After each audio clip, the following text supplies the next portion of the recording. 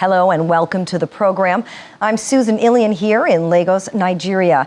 Here are the headlines this hour. Wildfires in Greece lead to more evacuations from 2 more islands. In political uncertainty following general elections held over the weekend. Plus, Israeli MPs approve a law allowing the Supreme Court to overrule government actions. And let's get right into it. We begin with the wildfires continuing in Greece, as well as the evacuation of tourists still stuck on several islands. Reports say Corfu and Evia have become the latest to issue evacuation orders as the country grapples with devastating wildfires. People were forced to leave hotels over the weekend and have been sleeping at airports, sports halls, and event centers. Firefighters are still battling the wildfires on Greece's islands. Wildfires have broken out on the islands of Evia and Corfu, with authorities urging people in villages to evacuate to the town of Charistos, west of where the fire is advancing.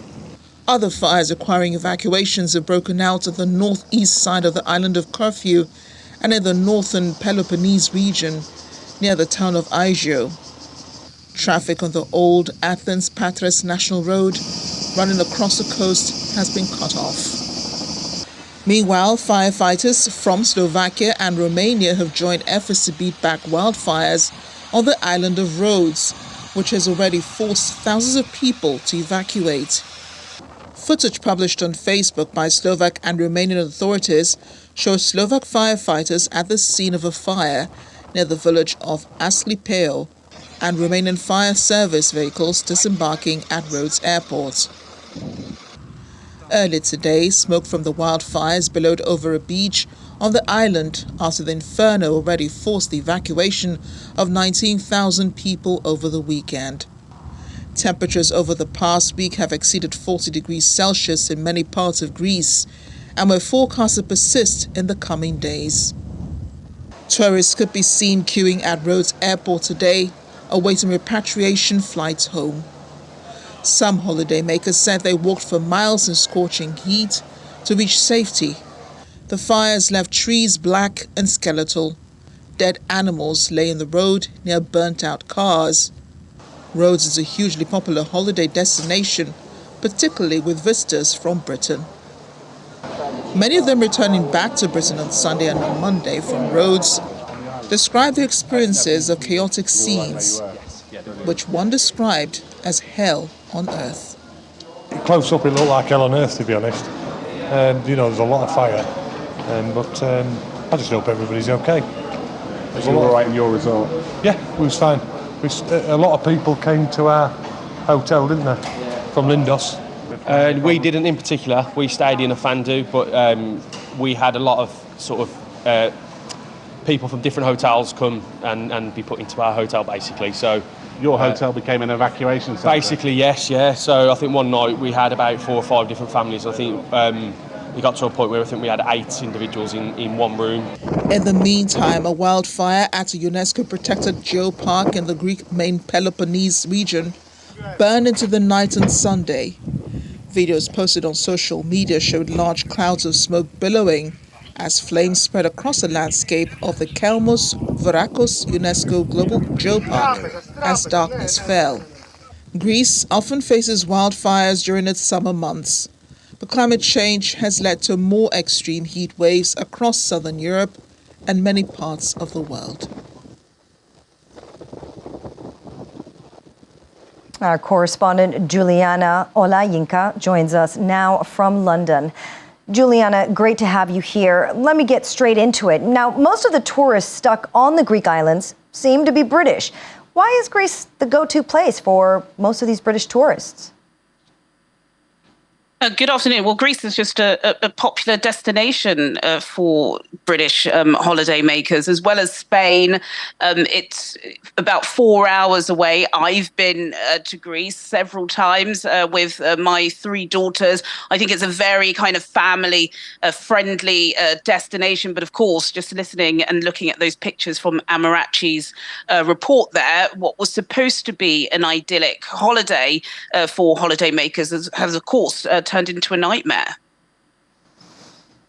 Indeed, and a number of evacuations have taken place already, but there are still more Brits stuck on the island, and they have complained about the response. What more can you tell us about this? What is their complaint? Well, I think the complaint is pretty simple, isn't it? It's the fact that people have obviously spent months on months saving for a holiday. Of course, let's not forget that we are almost just coming out of a pandemic, even though we know lots of people were able to get away last summer. This summer, particularly the message that we got from the airlines and tour operators was supposed to be the year of the great return. And sadly, that hasn't been the case. Rhodes, a very popular tourist destination just off mainland Greece, has obviously been battered by extreme temperatures, including high winds and scorching heat for the past 7 days.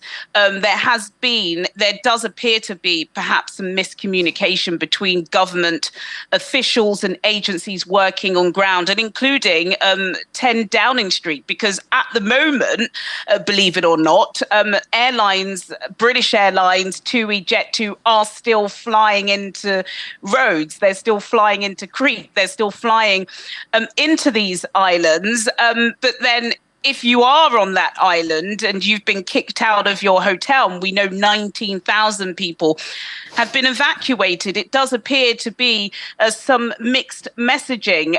Lots of people have been sleeping in local schools. They've been sleeping in local churches, basically been sleeping in airports too. And I think that a lot of these holiday makers were expecting perhaps the RAF or somebody, an official airline from the British government, to kind of fly in and rescue them. But that hasn't been the case. Now, you did mention some repatriation flights which have been ongoing. I believe over the weekend we had Jet2, which is I believe it's Europe's largest holiday operator, alongside EasyJet and Ryanair. They have been flying some people back. I believe about 1,100 people arrived back into the United Kingdom today.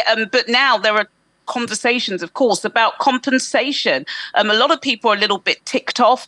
There have been some suggestions on social media as well that perhaps maybe people are overplaying this, that yes, there are wildfires. We are living in a new era of extreme heat, and perhaps some sensationalist headlines are making it appear as if it is much worse. But I think it's important to look at the wider context of this, which is, what is Europe going to do about these extreme heats? This time last year, there were wildfires in Greater London, something, we have never experienced ever. I believe last month, June, in Europe was the hottest month on record. And I believe temperatures have been recorded for about 174 years. Last year alone, there were about 66,000 heat-related deaths. And that is going to be a massive issue for the EU and European governments to try and get their head around. How are they going to mitigate against these circumstances? Should operators be flying people in and out of some of these hot zones during extreme heat, if they know that they cannot compensate them or adequately look after them if they have to evacuate? So there are so many questions that are being raised because of some of the scenes, and we're seeing them now. So it is a significant issue. We have heard from the Prime Minister. He says he is doing all he can, and they are making sure that the 10,000 Brits that we believe are on the island are safe. But as I said, it's led to several questions. With regards to the residents, 2 more islands, Evia and Corfu, are the last islands to be evacuated. There seems to be a lot of focus and effort to evacuate the tourists, as we've been talking about. But what are you hearing about provisions for residents? How are they supposed to cope with this situation? Well, that's a good question, and certainly something that the Greek government are going to have to respond to. Certainly from a UK British perspective, what we're hearing is that, yes, of course, the tourists are being evacuated. Hearing very little information about what is actually going on with those who are on the ground. Again, this is an issue that, the EU as well as European governments are going to have to grapple with. This is something that's very new to Europe. A lot of people usually say, when you come to London or you come to Europe, make sure you're not wearing a jacket, but also keep an umbrella in your bag because the weather can be so extreme, but not extreme heat. We're not used to having this sort of issue in Europe. And so we have heard that the Greek government are doing all they can. Of course, they are relying on their European neighbours to try and to provide some sort of support. But, we've seen extreme weather take hold in places like America and in places like Asia. Now that extreme temperatures are impacting Europe and negatively impacting their tourism revenue, which we know they depend on because of what has happened in the pandemic, certainly there are going to have to be resolutions that are put forward for future planning. But unfortunately for now, it does appear as if governments are taking this as a day-to-day measure. Juliana, we understand Romania and Slovakia firefighters from both those countries are helping Greek authorities to fight the wildfires. Any support coming from Britain? Well, as I've just said, the main priority for Britain, of course, are British nationals. I think that really is their main priority. Of course, we also saw our own wildfires this time last year. Of course, there was no support from the EU.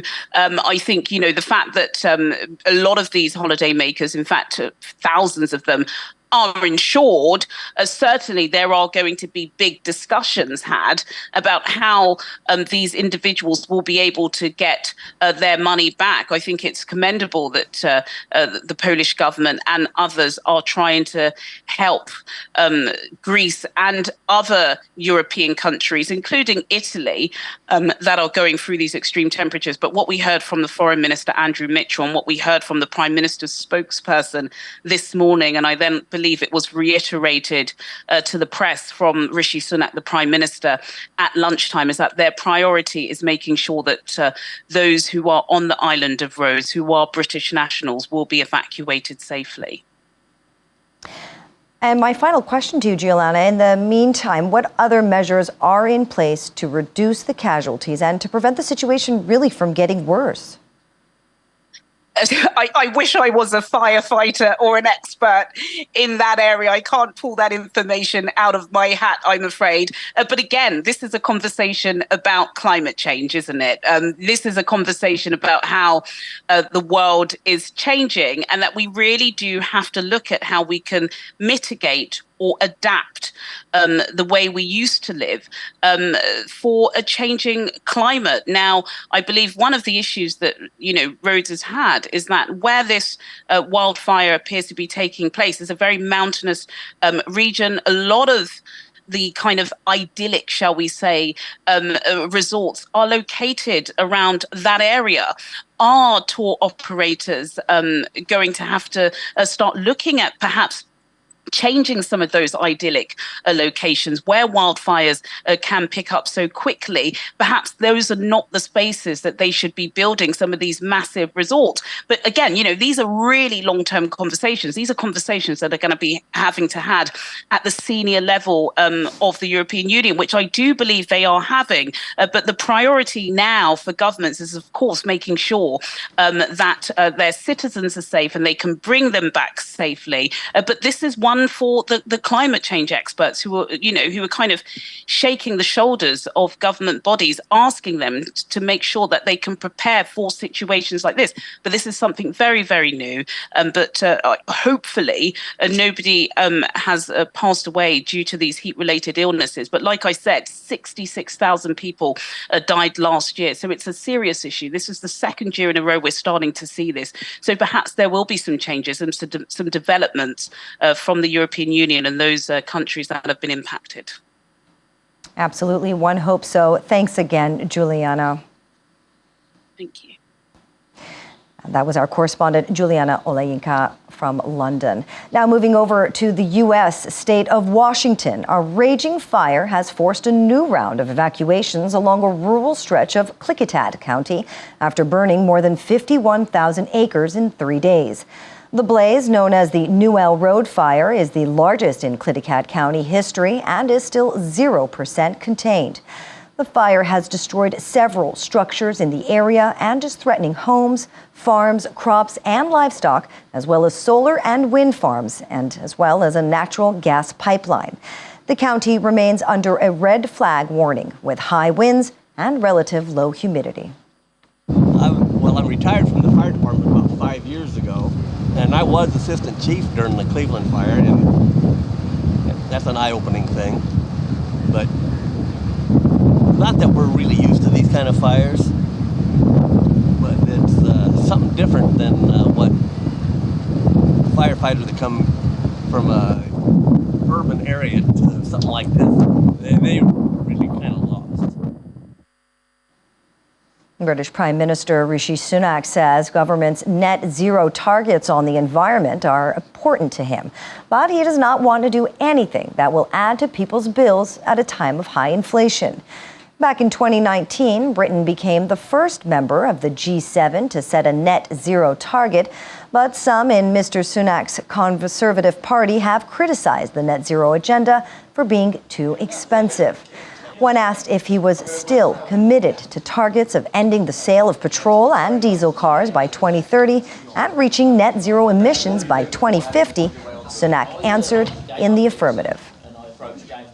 That we're living through a time at the moment where inflation is high. That's having an impact on household and families' bills. And I don't want to do anything to add to that. I want to make it easier. So yes, we're going to make progress towards net zero, but we're going to do that in a proportionate and pragmatic way that doesn't unnecessarily give people more hassle and more costs in their life. That's what I'm not interested and prepared to do. But we are making progress towards net zero. Our track record on this is better than the vast majority of other countries that we're compared to. So people should be proud of that, but also should be reassured that what I'm not going to do is unnecessarily add costs to their families' bills. Well, I'm really pleased to confirm that the government is on track to deliver its manifesto commitment of 1 million new homes over this Parliament. That's great news, but we're not going to stop there because we want to make sure everyone who wants to own their own home can do so. But it's important that we do that in the right way, and that means building houses in the right places with the support of local communities, not concreting over the countryside. So we're making it easier for people to expand homes upwards and outwards.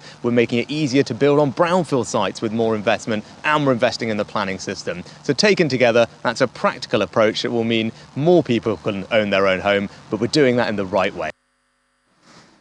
Many hearts remain broken after Indian authorities called off efforts to find survivors 4 days after a deadly landslide hit Isreal village in the state of Maharashtra. 27 bodies have already been recovered, while 57 others remain missing. Search and rescue has been made difficult by the tough terrain and heavy rain. The landslide took place last Wednesday. It flattened several homes in the village. Several states in India have experienced heavy rainfall over the past few weeks, triggered floods and landslides. The Indian Weather Department says there will be more rains in parts of Maharashtra, including Rebrand district, where schools have been shut down. Staying in India, many states are experiencing flooding following heavy rainfall in the state of Gujarat and parts of Uttar Pradesh. Residents have been assessing the losses as the rain washed away cars and damaged property. Drone footage showed the Yamuna River, which flows through the Indian capital, swollen and flowing above the danger levels in New Delhi. Unusually heavy rainfall has pushed the water levels to their highest in 45 years. India, with over 1.3 billion people, relies on rainfall to support its population, many of whom rely on farming.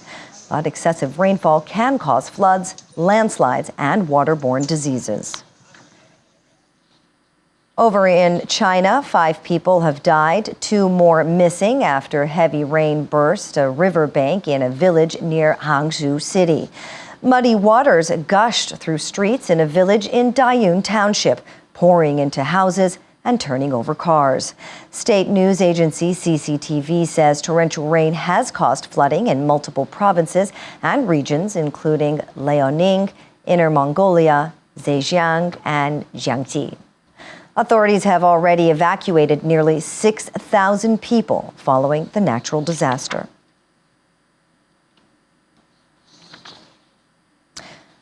Coming up after the break, we've got more stories for you, so make sure you stay tuned.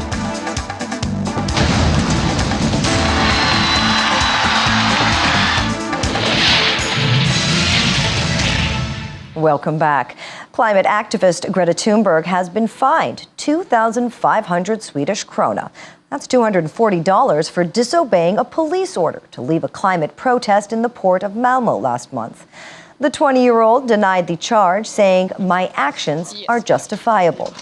Thunberg was part of a group of protesters that blocked the road for oil trucks in Malmo harbor. Organized in June, the rally tried to block the entrance and exit to the Malmo harbor to protest against the use of fossil fuels. Climate activists have targeted the fossil fuels industry. Much of the oil and gas industry says that continued production is necessary in order to meet global energy demands. Lawmakers in Israel have passed into law a highly controversial bill, despite mass protests across the country today aimed to thwart it.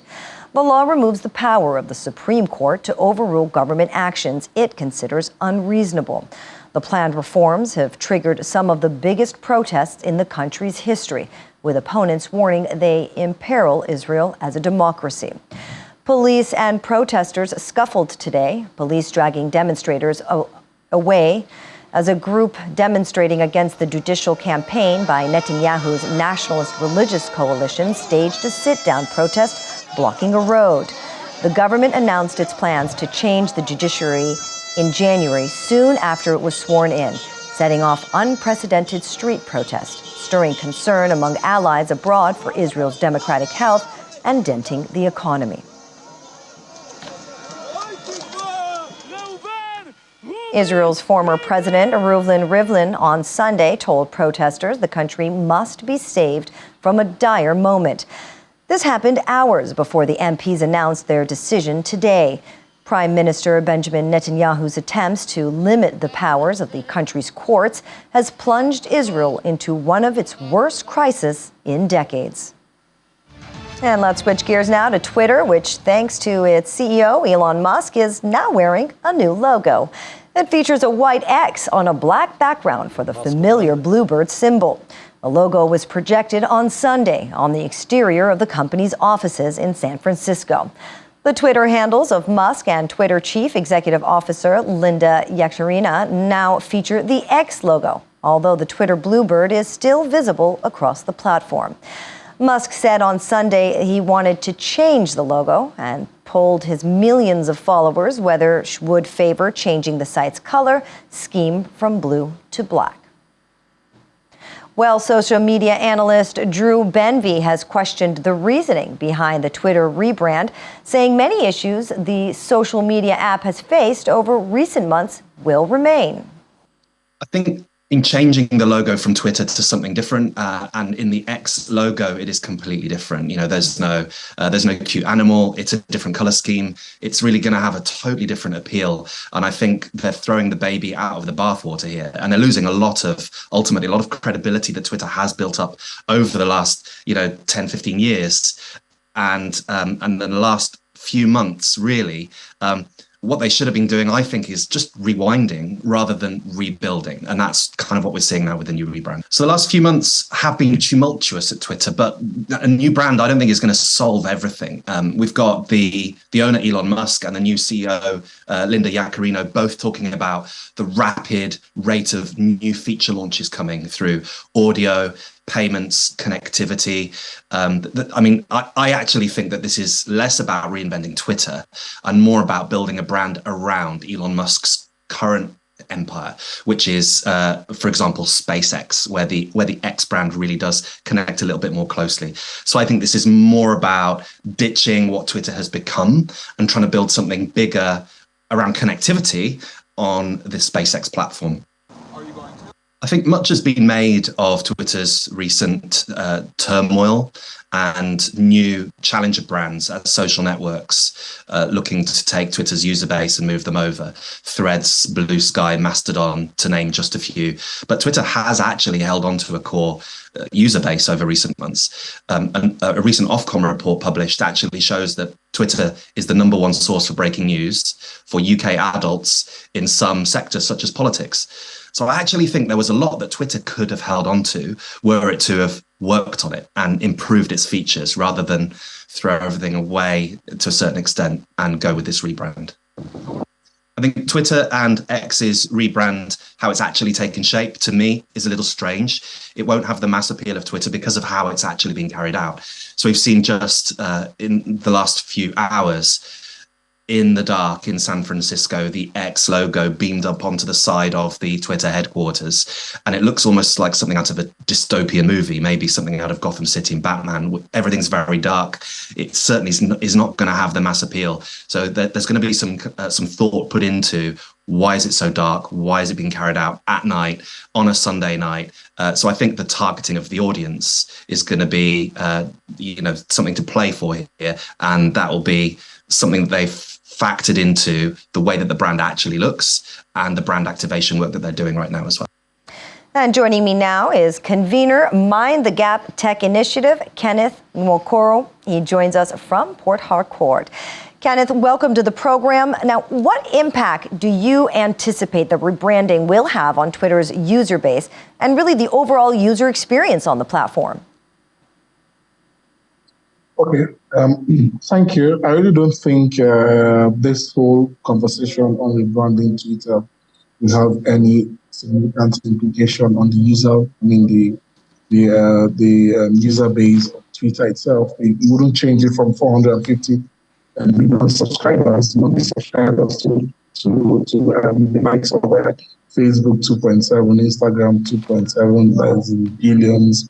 But I think the user experience would also be a bit different, because one of the things that Elon quickly did as a shrewd businessman is to engage everybody on the platform. Yesterday, he kind of put out a poll where over nearly 2 million users voted for the color specification to be the black as opposed to the blue. So that begins to tell us some narratives. It's a narrative out there that is interested in carrying everybody along, which is a major thing that most businesses don't usually take into consideration when they're rebranding or doing the changes in terms of their logos and their colors, etc. So I think it might not really have any significant change in terms of the numbers of users. I mean, Drew clearly pointed out a number of things that Twitter should have done as opposed to what they're doing right now. Is like throwing the baby, with the bathwater, which I totally agree with him. But the user experience is something that I think Elon is very good at, carrying everybody along, so everybody involved to decide whether it should be black or blue. So, yeah. Well, ditching the logo, Kenneth, and also ditching the Twitter name and its brand, it really feels like Musk wanted Twitter for its user base. Do you agree about that?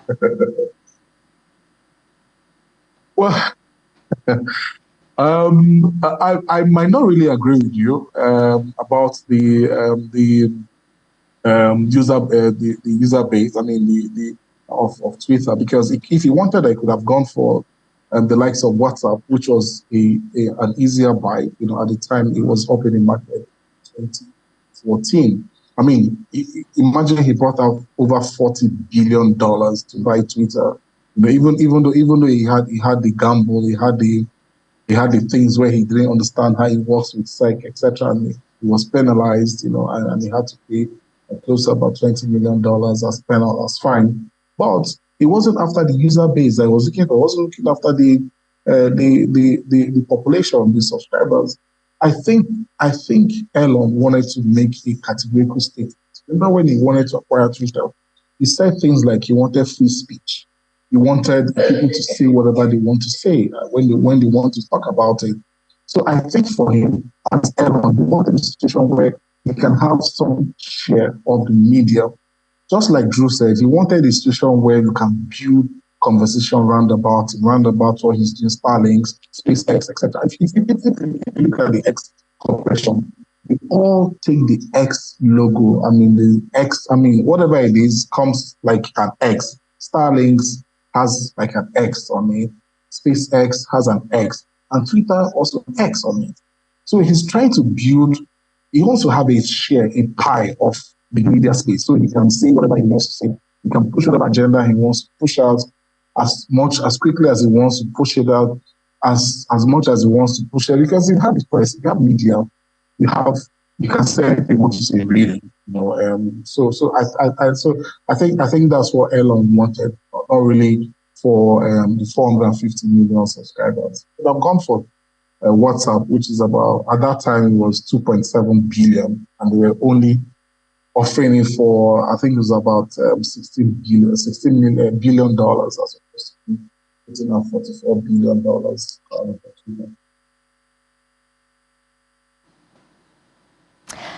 Elon Musk wanted Twitter to become this kind of everything app like China's WeChat, where it facilitates payments among other services.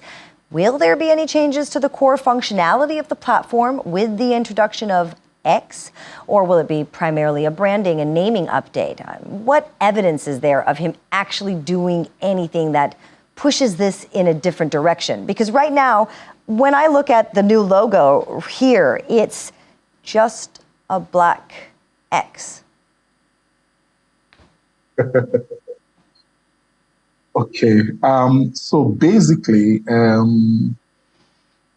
so there's actually no evidence at the moment in terms of what Elon wants to do with regards to Twitter, etc., and all of those kind of conversations. But Elon Musk is a shrewd businessman. So when he took over Twitter, the first thing he did was to amortize the blue tick. So he's not only talking about, he talked about the commercialness of Twitter. Jack Dorsey, I'm sorry, when they founded Twitter, they set it up as a social enterprise where people just get the blue tick, some kind of a class rank kind of a thing. Yeah. But when Elon came in, one of the first things he did was to take away the blue tick. So it wasn't a class thing anymore. It was not a commercial thing. So I can have a blue tick. All I have to do is just pay about $8 every month. So it's like a subscription kind of thing. So those are the kind of things that suggest that his intention is to make it a lot more and everything up. So to commercialize the whole thing. So he's looking at coming up with a subscription paid kind of a thing. So at some point you find out that even being a member on Twitter, you have to, subscribe, having a tweet, for you to tweet, you have to pay a certain amount of money for you to tweet, a certain number of times a day. You have to even pay to have your account, active in a month. You have to pay. So things like, begin to transfer monies, begin to open up for more commercial adverts, etc. Begin to allow maybe even having maybe like a Zoom platform on Twitter, which we paid for. So those are the kind of things that could happen in the future. Honestly speaking, there are no evidences that we can see right now. I'm sure Elon might be doing a number of things at the background, which we don't know, obviously, but those kind of things definitely come forth not too long from that.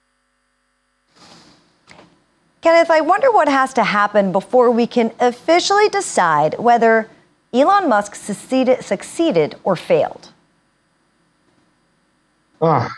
That's a very interesting question. Very interesting comments to make. The thing about Elon doesn't fail in his business. He's always a comeback kid. He's a comeback guy.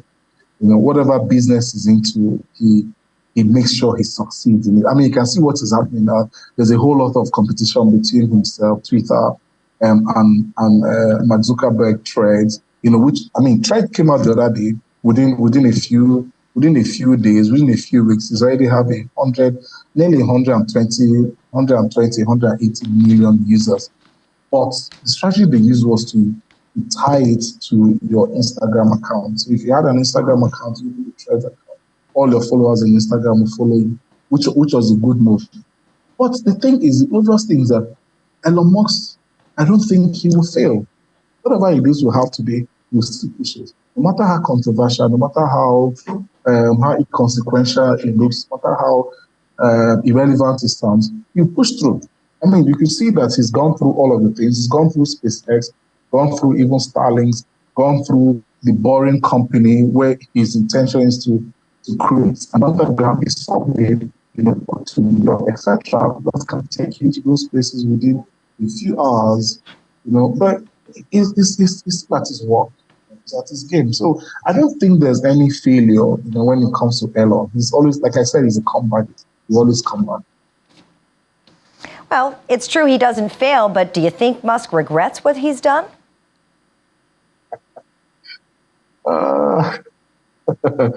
Oh, sure. I would say that there will be some regrets, particularly with respect to the controversies that surrounded, Twitter purchase and all of these SEC fines and all of these kind of things. I don't think there'll be any regrets with the rebranding because his intention is not to build, is not to create something that will begin to. He just wants to build something that he can compete with Mark Zuckerberg, one, and he also wants to build something around his own empire that will speak about it. Because once you have the press, you can dish out anything you want to dish out, no matter how irrelevant it is, no matter how nonsensical it is. You just put it out. And the fact that Twitter already has his base and he has a reputation, has persons who are loyal to it, has that trust, has that reputation, people will always be with him, all through, no matter what happens. I mean, you can see what happened with blue tick. People are still on Twitter. Today you find people who our dear president has a blue tick on his account, and we'll still talk and tweet every now and then. Yeah. So I don't think there'll be any. There's really no much regret beyond the things I've mentioned. All right. Well, thanks so very much for joining us, Kenneth. Thank you. Appreciate it. A source in Somalia says 25 soldiers were killed when a man rigged himself with explosives and detonated himself among soldiers who were queuing up at the Jail Sayed college camp. The military has not made any official comment on the incident. 48 others were said to have been injured and taken to hospitals in Mogadishu. Sources say the man who blew himself up was wearing a military uniform and entered the camp with a false identity. Meanwhile, the death toll from a building collapse in Cameroon on Sunday has risen to 16. Reports say many other people were injured after a 4-story building fell onto another residential building in the early hours of the day. Distressed neighbors described hearing screams. It is not currently known what caused the collapse. After years of hard work and huge investments to build their businesses, Afghan women were today closing their beauty salons for good, a day before the Taliban's ban on salons for women comes into effect. With few other prospects for a livelihood, more than 60,000 women are likely to lose their jobs, and 12,000 beauty businesses are likely to shutter, according to industry estimates, putting further strain on an economy already in crisis.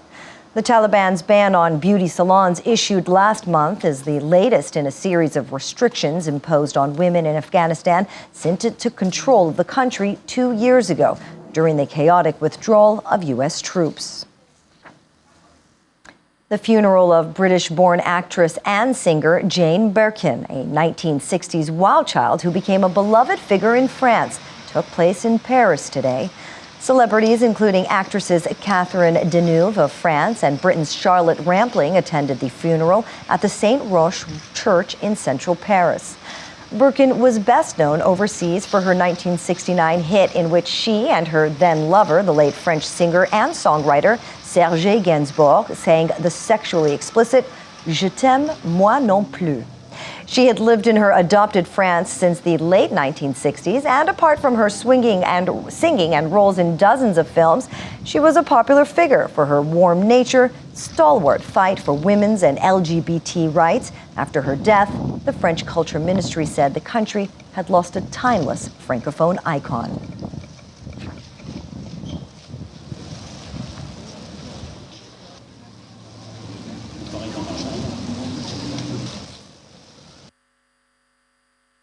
In one of the busiest, most well-known avenues from Mexico City, dozens of fiberglass cows took up their positions on Sunday, July 23rd, as the Cow Parade exhibition kicked off. Artists painted and decorated the over 55 life-size sculptures placed along Reforma Avenue, where passers-by admired them and did not miss the opportunity to take a photo with the cows. The sculptures will be on display until September 3rd. At the end of the exhibit, the cows will be auctioned and the money will be donated to charity institutions. Cow Parade has been held in more than 80 cities around the world since it was founded in Chicago in 1999. This is the third time the exhibition visits the country.